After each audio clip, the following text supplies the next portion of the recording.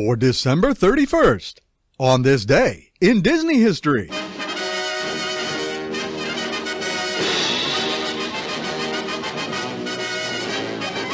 On this day in 1969, the Disney live-action comedy feature The Computer Wore Tennis Shoes, starring Kurt Russell, Cesar Romero, and Joe Flynn, is released in theaters.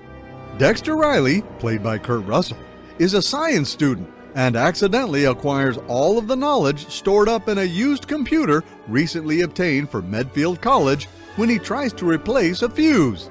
The information includes data about a bookie ring, and Dexter's life is threatened.